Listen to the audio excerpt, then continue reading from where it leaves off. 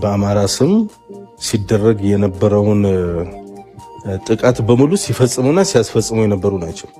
ደምቢዶሎ ዩኒቨርሲቲ መሬት ላይ ያልተፈጠረ የታገቱ ተማሪዎች የሚባሉን የፈጠሩት እነሱ ናቸው።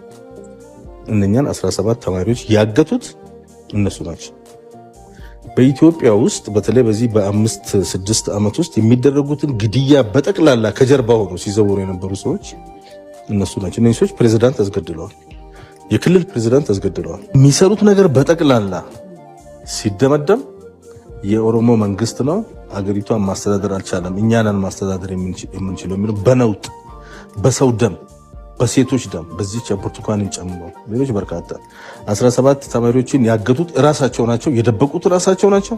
መታገታቸውን የሚያውቁት የት እንዳሉ የሚያውቁት ሰርቀው ራሳቸው ደብቀው እነሱ ራሳቸው ፈላጊ ሲሆኑ እኮ ልታገኛቸው አችልም። መረጃው ያለው እነሱ እጅ ነው። የሰረቁት እነሱ ናቸው። 17ቱን ተማሪዎች ያገቱት መዓዛ መሐመድና ከሷ ጋር ያሉ ሰዎች ናቸው። አግተው ፈላጊ ሆነው እንባ አውጥተው በየመድረኩ እያለቀሱ አሜሪካ ስቴት ዲፓርትመንት ድረስ ሄደው ሰርቲፊኬት ተሰጣቸው።